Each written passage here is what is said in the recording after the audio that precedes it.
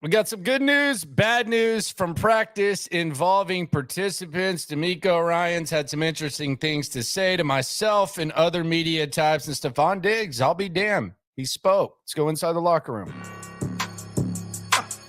Yeah. We'll do it live. Yeah. It's the locker room on YouTube. You know what it is. Let's get it. Hey, locker room. Yeah, we in the locker room. Texas talk, yeah, you know what we about to do. Localize, every angle's what we really do. We the source, we the pulse of the city too. Landlocked, got the game in the headlock. Localize every time, can't stop, won't stop. Yeah, we top two and we not too plugged in. What if I just went Triple H and spit that all over the computer screen? It is the locker room, number one source for Texans digital content. I'm Landry Locker. You can see me here nightly, 10:30 p.m. Monday through Friday. And you can also see me in the morning, SNL, in videos throughout the day. We got the Stefon Diggs podium reaction up. He met with the media. We'll go through a little bit of that in a second. D'Amico Ryans also met with the media as well. Let's start with some good news, bad news with the Texans. Good news, Tank Dell back. Tank Dell back on the practice field. We got to look at Tank Dell doing his thing. Tank Dell getting some warm-ups in. Will Kunkel of Fox 26 out here reports Tank Dell should play. CJ Stroud says this offense needs him. Still calls him one of the best receivers in the league. So Tank Dell, this was supposed to be a three-headed monster at receiver, even when he was in. Not necessarily seeing as much from Tank Dell. He was kind of the distant third. We'll see if they can get something out of Tank Dell, because I think that it will be pivotal for this team to have a couple of things on offense. And you're going to have to do this in spite of what we believe the offensive line is at this point, which is okay at best. And when it's bad, it's really, really bad. But you're going to need some explosiveness from Tank Dell, and you're going to need a run game. And that seems to be dependent on Joe Mixon, which brings me to the bad news. Joe Mixon is out. I would not put too much stock in this. Wednesday practices, I think we're kind of getting into the transition phase of Wednesday practices being rest days for veterans. Laramie Tunsil, we saw him hobble off the field last Sunday. I could see us going back to the Laramie Tunsil schedule if he doesn't practice on Wednesdays, which it is much to the dismay of many people. I think Laramie Tunsil is not really the most popular guy in the fan base, but it's not that uncommon for some guys to not practice on Wednesday, which is the other part of the bad news. Laramie Tunsil out. The rest of the offensive line out there, even though a lot of them I think are kind of a little bit more banged up than they're letting known. We'll look at the full injury report in a sec. But some good news, Jimmy Ward back. You need safeties. Jimmy Ward, he's back. Buffalo's got Dalton Kincaid. They got James Cook out of the backfield. That's one of their strengths. So you gotta really, really be careful with Buffalo. I actually asked D'Amico about that. We'll hear what D'Amico had to say in a sec. But yeah, Jimmy Ward back. This is a week where you could really, really use Jimmy Ward and what he brings to the table against this Buffalo team that has a very, very good intermediate passing attack with Kincaid and Cook, which is where I think the Texans are still a little bit vulnerable when it comes to the defense. Dameon Pierce was out there. I know initially people said he was practicing. He wasn't practicing. He was, and you can follow at Landry Locker, got you updated with all the practice updates live on the scene daily. But Dameon Pierce, he was active. Like it wasn't like he was actively inactive, I should say. Active means you're actually out there practicing or full, limited, all that. That's the terminology there. But Pierce was an interested observer, and I wouldn't be surprised to see him pretty soon. He had everything on but the helmet. He was following around the running backs, and he was paying attention to what was going on, almost as if there were some mental reps. So Dameon Pierce, what does that mean? Does that mean he goes back to being active and Cam Akers goes back to being inactive? What does that mean? That would be interesting to see, but it would all depend on Mixon, because if Mixon's out, I think we get Dameon Pierce and Cam Akers. So that's really the impactful stuff on the field as far as players. Did have a couple of other guys too. Kurt Heinisch, he's back, and Dylan Horton. Cool story there after the stage 4 last year. He's back and he's practicing. I don't expect much from Horton on the field this year, but just the fact that he's even able to practice is beyond a miracle. I mean, we're not talking about early. We're talking stage 4. And he's already back out there. And this happened like last year. So good for him and good for them. D'Amico had some good things to say about that. Kurt Heinisch, he could help on the D-line. I don't know. They haven't activated these guys yet, so that's stuff to keep up with. Here is the official. It is the Locker Room, by the way, #1 source for Texans digital content. Be sure to subscribe, thumbs up, right along. Best Texans coverage digitally in the game. Here is the full practice report that the Texans put out. So we have Derek Barnett did not practice. He's walking around. I don't know if Derek Barnett, what's wrong with Derek Barnett? He's got the shoulder. Maybe he can get some rest. Tank Dell chest limited. Jake Hansen limited. I think that has more to do with that Sean Bradley signing than Christian Harris. I think he's more of a special teamer. People were trying to say that was a sign of Harris. I don't connect the Sean Bradley signing to Christian Harris. I connect it more to like a Hansen or something like that. Heinisch full participant with the calf, and then Horton full with the illness. Jerry Hughes limited, and then Mixon did not practice. Pierce did not practice, as we said. Juice limited. So we said yesterday, watch the offensive line. Juice limited with the hip, Tunsil with the ankle, and Jimmy Ward with the groin limited. I think Tunsil plays on Sunday. I would bet very strongly that Laramie Tunsil does play on Sunday. So I wouldn't be too concerned about that. Let's hear from D'Amico Ryans, and then we'll get to some of the comments. I see Dominic's asking, why does Daniil Hunter suck? I don't think he sucks. I think he's a pretty good player. Dude, the advanced stats are pretty generous to him. It's the same thing that people were saying about Will Anderson last year. I think Daniil Hunter's good. I think he's going to be fine. I think the sacks are going to come. And when they come, they're going to come frequently. You're going to be seeing like a 2-piece every Sunday. I truly think, the offensive line is not something you should feel good about. I don't think you should feel good about the ability to guard guys in the slot or tight ends. I think you should be a little bit terrified of that. But I think on the edge, they're going to be fine. I wouldn't be too concerned about Daniil Hunter or Will Anderson. That's just me, though. Here's D'Amico Ryans. D'Amico Ryans with the media. I was there, and we'll hear what D'Amico had to say earlier today. Someone brought up the H-Town unis. Yes. Let's get to the real stuff. What's up, buddy? Where are we with baseball? Second inning, right? Yeah, second inning is Jason Hayes steps back, 2 outs. All right. Headed over there right after, huh? No, Landry's like, no, football. I'm good. Hey, Nico, when you look at Josh Yes, Allen, I am, and sir. he's able to do.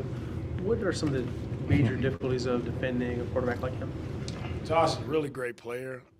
The thing that sticks out with him is the way he's able to, improvise. When it's not there, his ability to scramble and keep his eyes downfield and make big plays. As we saw even last week, like the play to get them back into the game was him scrambling, and he launches one over the defense's head, and they're back in it, and they have a chance. So he always has that explosive ability to him. And then Josh is a really big player, 6'5", big, tough runner. So when they do have the quarterback design runs, whether it's sneak or the zone read plays, like he's able to fall forward for yards because he's such a physical player. So really tough matchup, really respect what he's done in this league, how he's grown as a quarterback, and how he's led that team and kept them as a successful team every time they step on the field. In the past, he's had some issues with interceptions, but through the first 4 games this year, he hasn't thrown an interception at all. What is the defensive mindset to go in and try to make him make those mistakes as far as turnovers is concerned? Really great by him. No interceptions. He's playing clean football. He gets rid of the ball fairly quickly, and he's getting the ball to his playmakers on the edge there, and they're doing a good job of managing the game. When it's running, they run the football really well, throw the screen passes to keep him out of any tough situations. So they're doing a good job of managing it. As a defense, as you see it, like teams have had opportunities to make plays and intercept the football, but they just haven't came down with it. So our biggest thing is what we talk about every week, attacking the football, but we have to be able to maximize an opportunity. If he leaves one up there, we got to be able to come down with it. How dangerous do you see them in the intermediate passing game? You mentioned the screens with Cooks and Kincaid, especially. How dangerous are they in that area?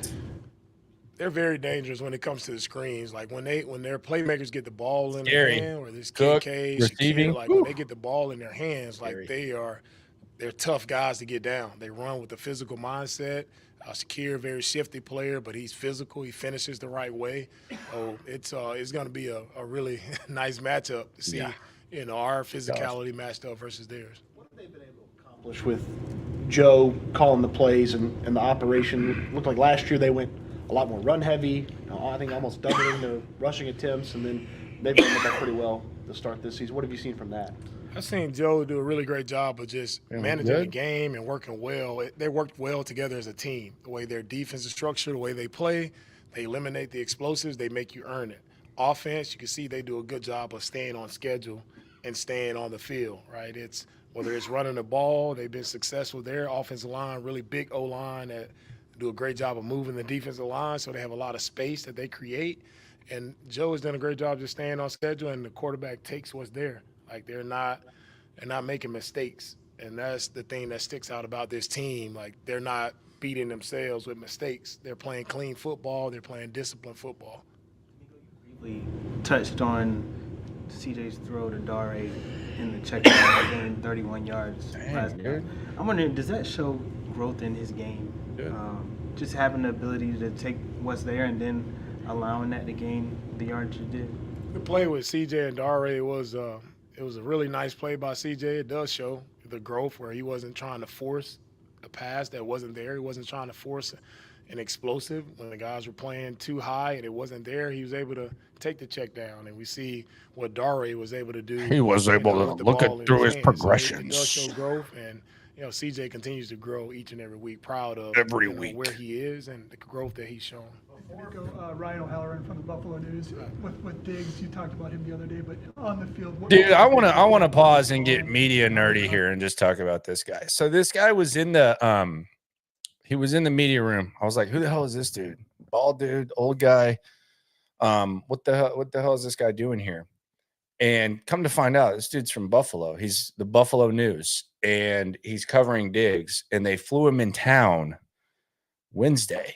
I guess he's doing a feature on Diggs and some other stuff. And I just got to say, that's really cool to see that there's some news outlets, some media outlets that are spending money and sending their guys out. I'm not saying it's always necessary.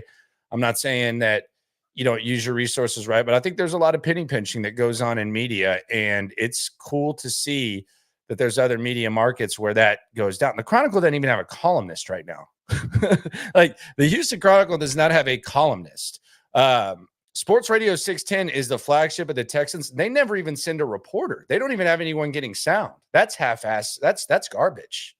Like to be the flagship and say, you want to see everything Texans. They don't even have any boots on the ground. That's pathetic. That's embarrassing.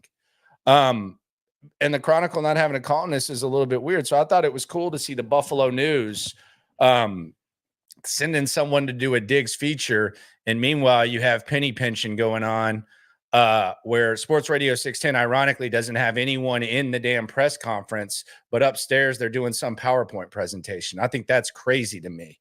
And it's encouraging to see as like a journalism nerd. So yeah. And I'd also like to see a columnist at the Chronicle. The Houston Chronicle's a historic paper. It's got to be the biggest paper that doesn't have a columnist. That's my media nerd soapbox. Take it away, my friend. welcome to Houston. Amongst the other receivers. Yeah, what makes Diggs a good fit is, first, he's a smart player. He can play multiple positions, so we're able to move him around a lot to try to get him in favorable matchups. And, he's has some of the best hands that I've seen. Like, does a good job of catching the ball, but just his ability to play multiple spots for us really opens the playbook up for Bobby. If he was, as a follow-up to that, if he was a younger player, would this be a bigger deal facing his old team as opposed to being a veteran? Now it's week 5. I think it's always, for that player, it's always in the back of your mind where it's a big deal when you play your former team, because it's a little added weight where you want to beat your team, but it doesn't change our preparation and how we go about our business on a week-to-week basis. It's a matter of guys just going out and we have to play together. We have to play as a team. We have to play clean football versus Buffalo for us to have a chance to win this game. So when you were in Philly and you faced it wasn't just another game. It wasn't the Nico, just another game. Yeah, I mean, you have to make sure you stay focused and locked in. Like, a lot of times, some guys, if you make it bigger than what it is, then you get out of your element of just playing fundamentally sound and being where you're supposed to be. At the end of the day, it's still a game. Like, you really want to beat them, but you can't do more than you're asked to do. You just got to let the game come to you and make the plays that you're supposed to make. I know that it's week to week, but like I've heard coaches, I think even Kubiak has talked about, like, back when it was a 16-game season, dividing it into quarters. Like, we want to do this the first quarter, the next. Do you do that? I know it's 17 games, so it's a little bit different. Is there like some sort of, we want to attack this quarter of the season than this quarter? Do you have that mindset? I think as the season breaks down, you kind of naturally have those breaks. Or we just finished that first quarter. Now, for me, it's like, okay, we're here in the month of October now. It's come upon us very fast. And for me, it's all about how much better can our team get in October, right? We, with the opponents that we face now, it's a matter of, man, we know we play sloppy football in the first month of the season, like not Texans football. So for our team and our message for us is, and how much better can we get? And it just starts still one day at a time. But as a coach, you can't look at it in those, 4-quarter segments. What did you been through a lot? What did it mean to have him back on the field? Here's a Dylan Horton Wow, question. What an awesome story for Dylan to be back with everything that he's gone through, battling cancer, and to see him back on the field after almost an entire year of missing football. Man, the way he handled it and the mindset at which he handled it, like, it was always still, he attacked it with a smile, he attacked it with a great attitude every single day. Everything they went through, I can't say Dylan had a bad day, because he never showed it. And that's just proof to everyone. Like, no matter what we're going through, a lot of people out here battling cancer, battling things in life, man, attacking it with the right mindset, a positive attitude really goes a long way. And Dylan represents that, and we're all very thankful and happy to have him back. All right, coming up, I need y'all's help on something. I got something cool. I just don't know what to do with it. So I need some help. Coming up in a second. Blake's snaps when he came in for Laramie. I know he came in the middle of a drive, so you probably didn't have the moments to necessarily warm up. But what'd you make? I think it was about 20 snaps or so. What'd you make of Blake's snaps at left tackle? Yeah, Blake's snap was a little up and down, a little rusty, where he missed a couple assignments on some plays, and some plays he had some really good snaps. So first time getting in there, live action, regular season, it's just opportunity for him to see himself on tape, and really that opportunity for him to grow. Right, and being thrown in is very difficult to do, be thrown in at when he was thrown in. But he was ready to go, clean up some assignments, and just keep working hard. Blake will be just fine. Are Joe and Laramie trending in the right direction? Yeah, it's day to day. We'll see tomorrow, see how it goes. We didn't have those guys out at practice today, so we'll see, how tomorrow, see how the rest of the week goes with Thursday Laramie practice. and Joe. Thanks, Coach. Tank and Jimmy back. How did you feel like those guys did today? Terrible. Very excited to have Tank back. Definitely missed him last week. Tank's big-time player for us, so anytime we can, we missed him. And so to get him back is huge for our offense and what we're able to do. So excited to see Tank back out there today. And also Jimmy, just him being out there and his versatility to help our defense is going to be big for us. We'll close this out.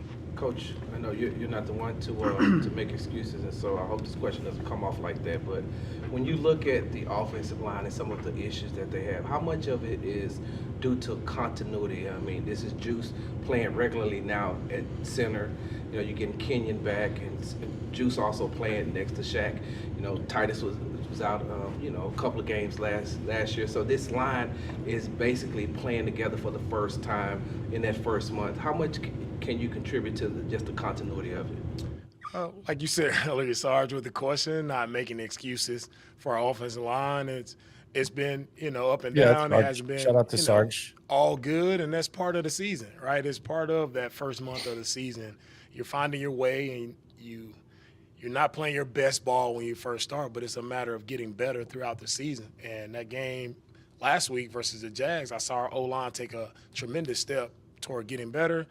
Great job with the protections, giving CJ time to make those plays down the field to Nico. So I see progression. I see our offensive line getting better, and they'll continue to get better as the season goes on. So I'm proud of the work that they're putting in, right, to dial in on the preparation, to dial in on getting better each and every week. And so we'll see that continue to trend in the right direction. All right, Coach. Appreciate you. Thanks very much. All right, Coach. We'll see you later. All right. So I got a little dilemma. We'll hear from Stefon Diggs in a sec, but my dilemma involves this, and I think you people, and I do mean you people, can help me on this. I'm talking to the viewers. Shout out to the viewers. Be sure to subscribe, like, right along.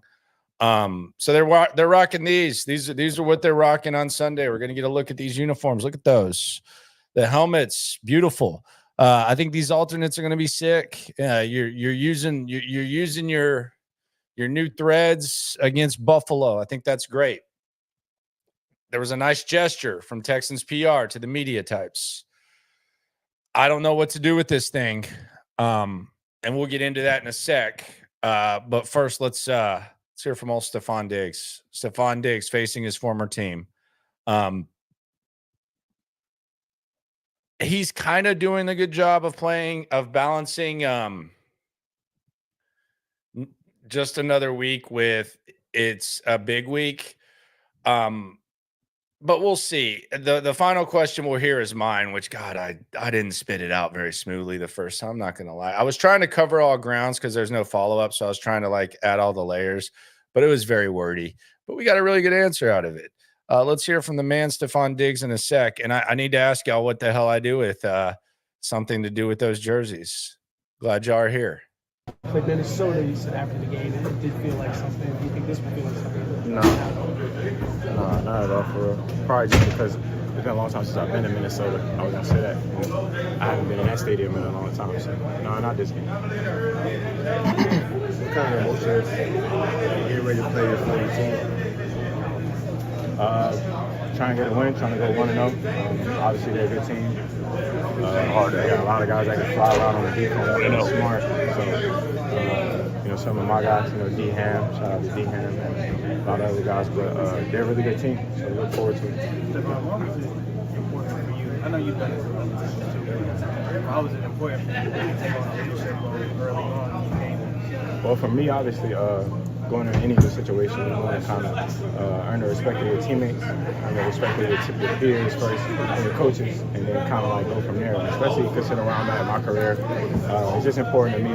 Everything is important, even the little things, and just playing at a high level. Not just playing at a high level, but leading guys. Wipe me down. The guys around you, and I'm Just proud of myself trying to make people better each and every day, even if it's talking a little stuff here and there. But I think it's important. CJ, we look back on your career in Buffalo. What type of impact did it have? It was. I feel like it was amazing, especially coming from Minnesota. Since I stepped foot in that building, we had some good years. Had a real good run. Played at a very high level. Built the ball with a good group of guys. So something I'll never forget. That's it. Steph, Nico is leading the NFL in receiving yards. How instrumental have you been in helping him get to that point? Shit, it's really him. It ain't got nothing to do with me. Obviously, Nick comes in each and every day. He works extremely hard. He's an impressive athlete. You just see him and watch him. He's a big body. I compare him to like a Calvin Johnson, but like I don't know, Nick might got Calvin on the routes a little bit. He's a little bit more sudden, but for me, I say it's all him. I ain't got nothing to do with that. I just be there to motivate him and push him. Hey, Steph, at those games, there's still a ton of 14 jerseys. There's going to be 14 jerseys.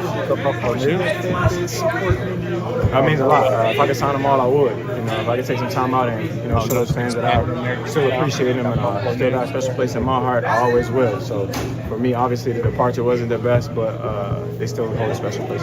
Steph, CJ was talking about got you get a bad rap, and he said it's been an amazing fit with you. And so you can see how happy you are to be playing football. What are your emotions like, and how do you feel about your fit here?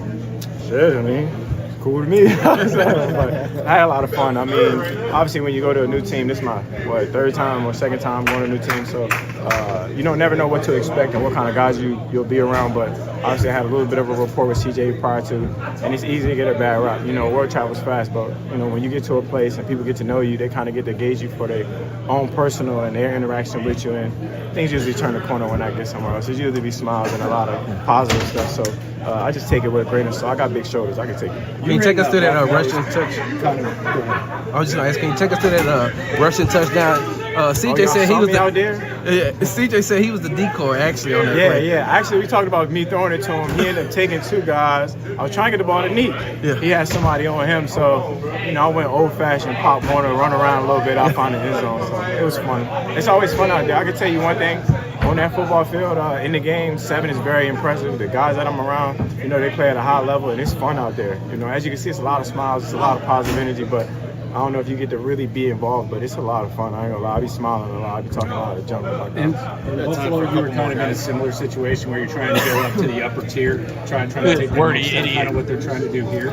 Is there any like extra added, I don't know, magnitude facing a team that's in that tier when you're trying to get up there, even regardless of how early it is in the season? One more time. So beating a team like Buffalo that you're trying to get on that tier with, and you've been in that situation in Buffalo, is there any added importance of a game like this? No, I mean, I feel like the main thing is you gotta understand that they're in the AFC.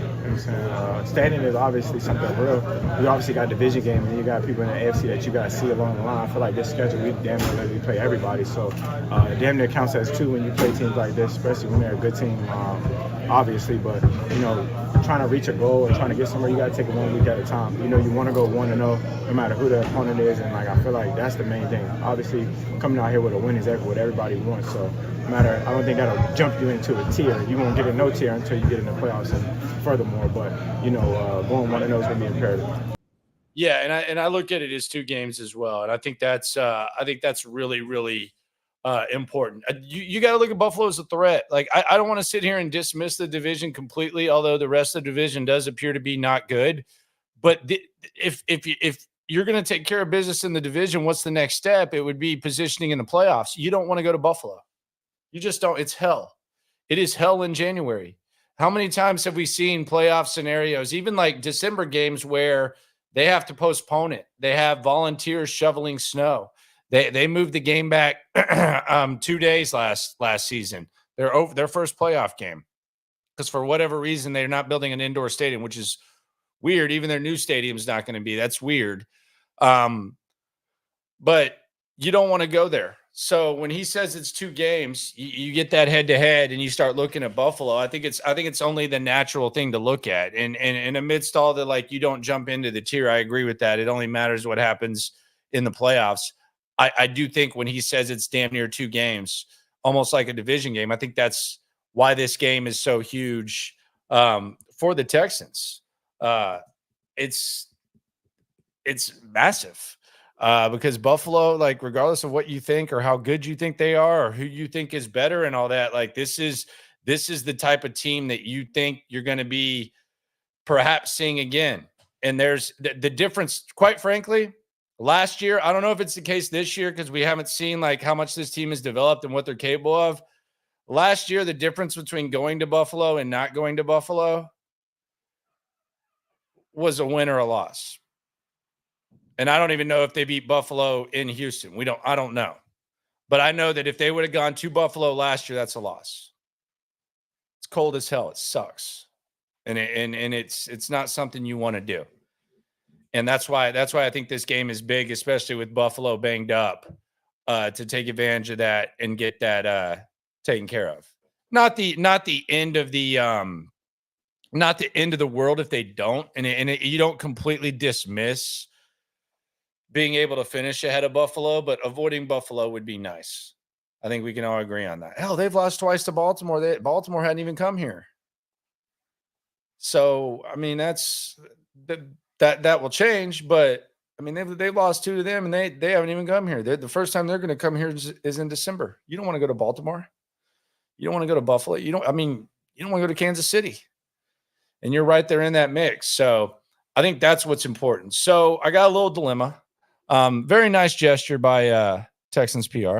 They're very, very nice to the media types. But today, on the way out, I was walking out minding my own business, and all of a sudden they handed everyone a box. They handed everyone a box, and they said, "All right, this is for not necessarily to like gear up, but this is for Saturday, Sunday, I should say. This is for Sunday, and you can't really trade it or anything." So they gave the media types a little jersey, the H-Town jersey that's going on right there. You can see that.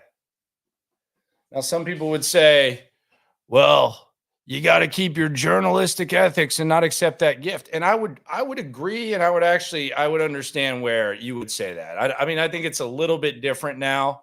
Some of the old school journalists wouldn't even take food back in the day. That's how old school those journalists were. But here's the thing that makes it almost, I mean, can't do anything with it. It has the last name Locker on it and 24. So I am officially, not by choice, a customized jersey guy. Here's my question, though. What do I do with this? Because when I'm at the game, I'm covering the game. I'm not rocking a jersey. I don't remember the last time I rocked a jersey. I think this is badass. This is a great gift.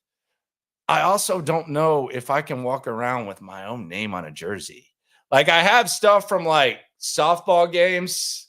I have stuff from like softball games and like where there's like radio dudes and they have that and you wear the shirt around the house or something, but I just don't know if I can walk around, even if I rock jerseys, with my own name on a jersey. I don't know what to do about that, man. So I don't know. I don't want to hang it. You also don't want to hang a jersey of your own name. This is just, these are the dilemmas that I go through, folks. Like, I know we got big problems around the world. These are just the things that we go through. But I think it's a badass jersey. It's sick. They got Stoots one. I don't know. I mean, I wonder what size that one was. I'm gonna have to ask him that tomorrow. But yeah. So we'll see. Yeah, I think the wife might be able to tie it and figure something out. Who knows? But that's sick, though. It's a badass jersey. Shout out to them. It's not like a big dilemma. It's just do y'all are there customized jersey folks in here? Is there anyone here that's like rocking their own jersey? I can't wear it to the game. I'm in the press box. Can't wear a jersey. You think that John McClain walked around in a damn Warren Moon jersey?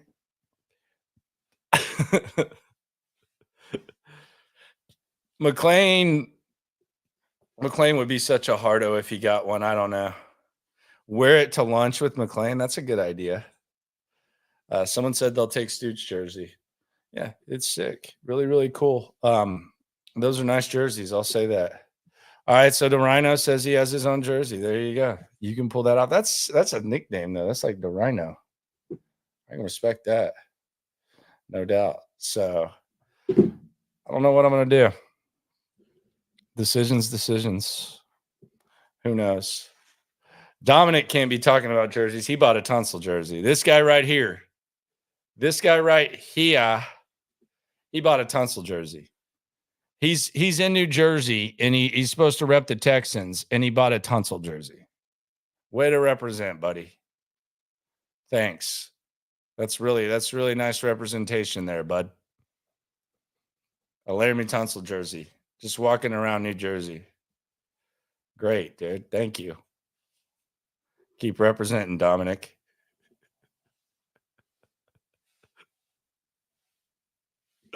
Yeah. We'll see what goes down, though. Shout out to Dominic. Shout out to everyone for coming through. It's going to be I'm glad you asked me about this. Did I catch the Texans segment on the Steve Smith podcast? I did. I just started it. I paused it. I'm 5 minutes through. Palmer was actually in town last week. And I think I just got through the part where he said that the Texans locker room was miserable and it was like a ghost town. And it was the most like non-excited winning locker room that he's ever covered. I don't disagree with him for when he says that. And Palmer's been around, I think, longer than I. But that was what it was like last year after some wins too. They kind of clear out quickly. Sometimes they'll enjoy it, but that's kind of what it's like. They clear out.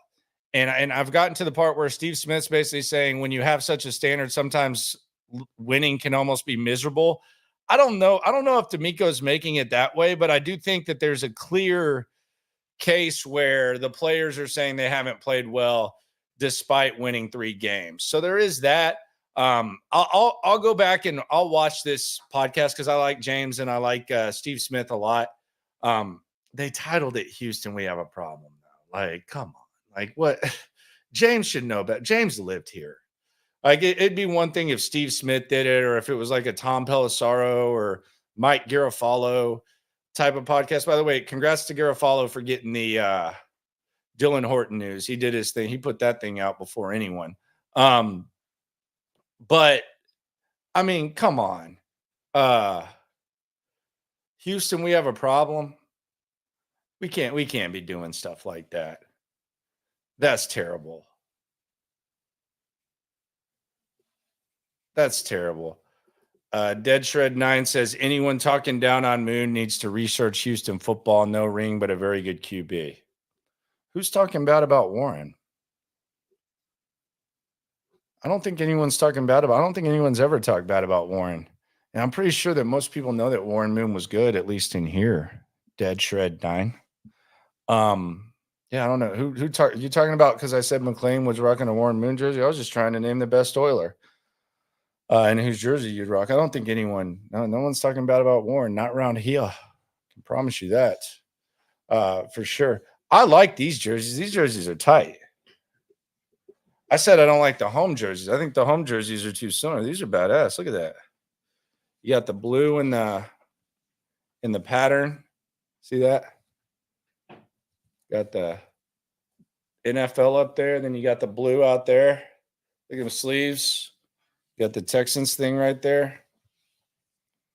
The check, the Nike check. And we got the H up there, that logo. And that, yeah, it's a nice jersey. Just don't know about wearing my last name, man. It's a sick ass jersey, though. I'm not taking it for granted. Just can't do it justice, man. Just can't do it justice. We'll see how it goes. It's badass. I think it's going to look good on TV, though. Better wear it, or Hannah going to get going. Nah, Hannah only gives me a hard time about the homes. And those homes aren't good, man. I mean, they're not. The Texans can make any of them look good. They're not good uniforms. That's not a good change. Yeah, I don't know who makes the jerseys, my friend. I didn't ask that. No idea. Someone says they got a Jamie Sharper jersey in 8th grade. I'm thinking, nah, that's sick, dude. If that's still in good shape, is it a starter? Is it the starter one? Which one? Like, what's the brand of that? Because that's legit. those starter jerseys when you were kind of like, you didn't really appreciate them. And then all of a sudden, like now you would just kill if you could just like go through like the old school starter, like go to an old Ross and just take like $150 and get like 15 jerseys, starter jerseys. Sick. Remember those reverse jerseys? Why didn't those stick more? Like for kids, that was sick. I remember my friend had like one of those reverse jerseys where they had like the home and the away. Man, you thought he was cool. You go to recess, you'd be like, all right, we're at home. And then after game one, all right, we're on the road. We're going to Lambeau Field. Those were sick. Sick ass jerseys. I think it's gonna pop. I think it'll pop on TV for sure. I kind of wish it were night, but I think against Detroit, they're gonna rock something. They're gonna rock something real nice against Detroit. Like real nice, maybe bright. But they'll be fresh against Detroit, and they'll be fresh here. We'll see what how that goes. Someone says the Astros got him bombed, and they were fine. I mean, they were beat up. They were probably had no business winning the division. The division was bad. They ended up winning, and salute to the Astros for even getting in the playoffs. So there you go. Blue Boy 9 says his girl bought him a Stroud jersey for Father's Day. He kind of wanted a Dell. Would she be offended if you took back? Why do you want a Dell over a CJ though? Would her feelings be hurt if you got it, if you traded it in for a Dell? You could do that. This is a good question. How is Diggs' personality from when you've talked to him? I mean, he's fine. I mean, it's not like he's doing his thing. Anytime there's been a media scrum, it's been fine. I don't know him like personally or anything like that. Kind of had like a icebreaker because I know Cole Beasley a little bit. So had him on the podcast and then asked him something that Diggs said. So that was kind of like a icebreaker. I know they're really good buddies. And I like Bees. He got off Twitter though. Good for him, man. Good for him. He'll be better. He took a lot on there. God, he took a lot on there. From 2020 to now, I don't know how Cole Beasley held up. I think quitting football was probably a little bit harder for Bees than he thought it would be. So shout out to him. But yeah, appreciate everyone for coming through. Tomorrow, what we'll be looking for, we're going to hear from the coordinators. We got to ask Frank Ross about his special teams. Buddy, y'all have gifted turnovers inside the 5 twice, 2 games. They've ended up winning, but y'all have gifted them twice. Frank, are we going to clean that up? What's the deal? Be interested to hear what he has to say about that. Bobby Slowick. Try to think about what I want to hear from Bobby Slowick. I don't think he's calling that bad of a game. CJ says the run game is close. I think maybe I'll ask Bobby about that. Do you really think it's close? As close as CJ does. So we'll talk to him about that. Matt Burke, you never know. I don't know. My favorite thing about Matt Burke is that, and I want y'all to watch. Did they put Matt Burke on? Did they put that on the live? I think they put that on the live, right? The YouTube. My favorite thing about Matt Burke is he's freaking smart as hell. Like he's like almost like genius level smart. And he's like really adventure-y. Like he's like one of those guys that like, if there's like features on like the stuff that Burke does, like he's one of those guys that'll just go like run with the Bulls and then go like backpack in Europe, like in his like 30s or something like that. Like he's like a thrill seeker type of like Ivy League cat. So my favorite thing about Matt Burke is anytime anyone asks him a question, like he says the question and he's basically putting you under like a microscope to see if the question was dumb. And if it's not, you get a good answer. If it is, it's kind of like you immediately see his face was like this. So you'll be like, what do you think about the 3 to 4 plays between the 2-minute and 5-minute mark? And he'll be like, the 3 to 5 plays before the 2-minute mark. Oh yeah. And then he'll go like that. But he's like, he's checking you. He's flexing you because that's a smart dude, man. And he also wants to make sure he answers the question right. But he's always an interesting guy. So we'll see what happens tomorrow. Let's look out for Mixon. Let's look out for Pierce. I think they could be close. Tunsil, even if he doesn't practice, he's playing on Sunday. You heard it here first. We've been pretty on top of the injuries. And then let's hear from the coordinators, and let's see what we can get in the locker room when it comes to sound and stuff, and we'll see what goes on. Also, we will have SNL. That is going to be at 9 a.m. Central tomorrow. Myself, Cody Stutes. What is the hope for the Texans being elite? Let's say realistic hope.